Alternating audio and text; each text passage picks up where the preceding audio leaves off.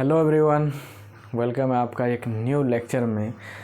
इसमें हम लोग क्या करेंगे यार, हम लोग पीछे जो अभी तक 5.2 केसेस इनका का पूरा सॉल्व करा चुके हैं। तो इसमें क्या करेंगे, एक नया कॉन्सेप्ट हम लोग सीखेंगे, that is called transpose of a matrix. आप में से बहुत सारे लोगों को पता होगा कि what is the meaning of transpose.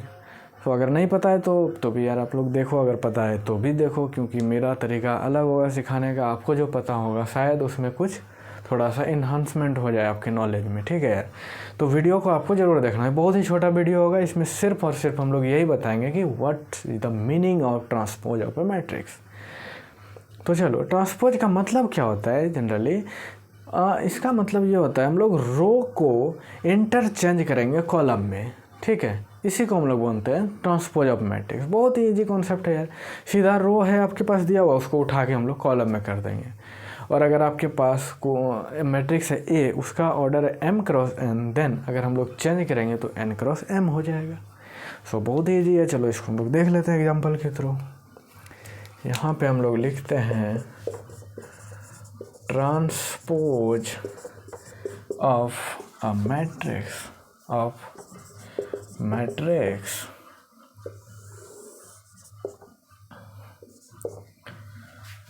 What is the transpose of matrix? तो लिख देते हैं यार छोटा सा, कोई मतलब नहीं है, बट इससे कोई आपसे नहीं पूछेगा डेफिनेशन, बट आपको पता होना चाहिए।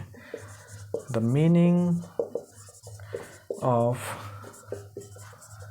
Transpose of matrix is interchange row into column or column into row. This is the definition of transpose of matrix. It is denoted by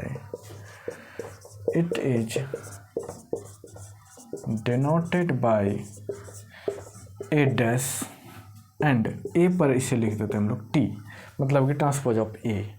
ऐसे हम लोग लिखेंगे, इसका मतलब है कि ए का ट्रांसपोज दिया हुआ है, ठीक है। तो ये हो गया। एंड एक और छोटा सा पॉइंट है उसमें, ये भी लिख लेते हैं। बाय अप्लाइंग ट्रांसपोज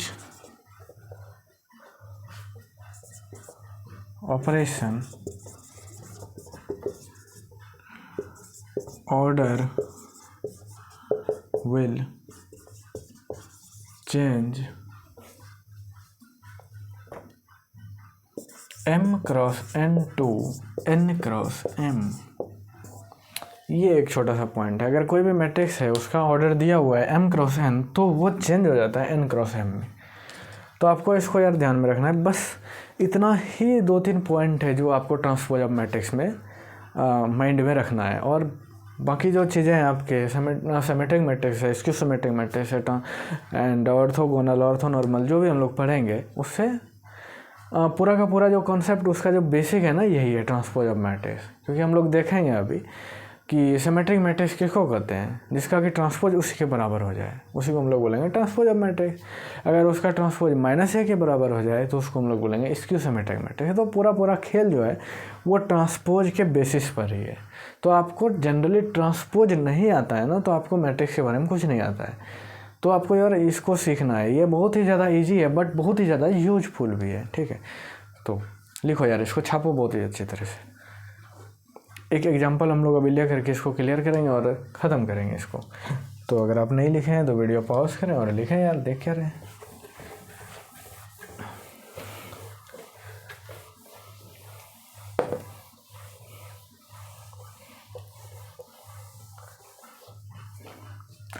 चलो एक एग्जांपल लेते हैं।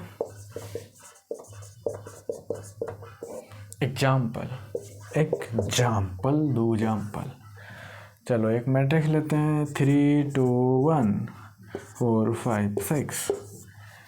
So what is the order of this matrix? 1 रो 2 रो हो गया। कॉलम कितना है? 1 2 3, तो 2/3 इसका ऑर्डर है। तो हमको निकालना है, we have to find A dash और ए ट्रांसपोज। निकालो यार फटाफट, आपको बता दिया ना, निकालो ये। तो इसका मतलब क्या होता है यार, ट्रांसपोज का मतलब क्या है, जो मेरे पास रो दिया है उसको कॉलम में बनाएंगे, जो कॉलम दिया हुआ है उसको रो में बनाएंगे, ठीक है।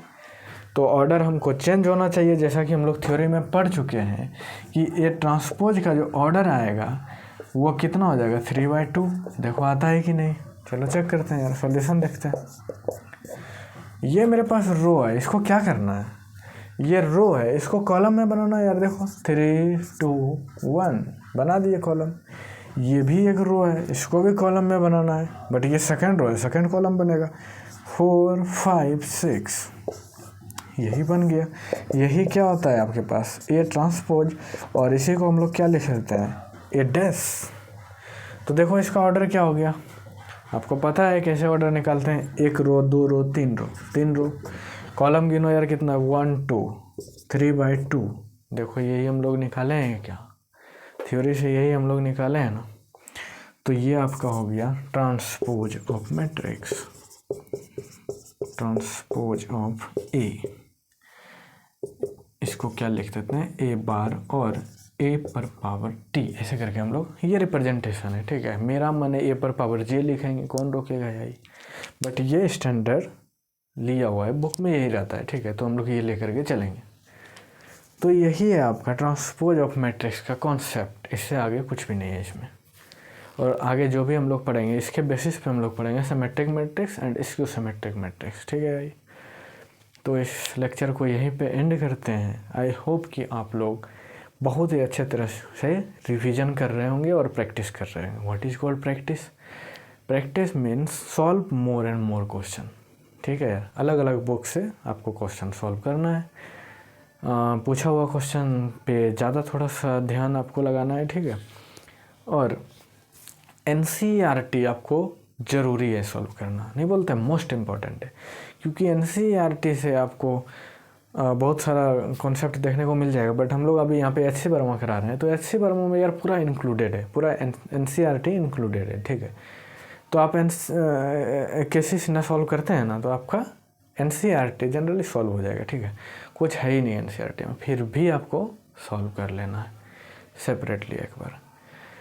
तो चलो इस लेक्चर को एंड करते हैं। आप लोग मस्ती करिए, पढ़ते रहिए, हंसते रहिए और खेलते रहिए, ठीक है यार। तो आप लोग चैनल को सब्सक्राइब करिए, अपने दोस्तों के साथ शेयर करिए, वीडियो को लाइक करिए, ठीक है यार। Thank you for watching, bye bye for this lecture.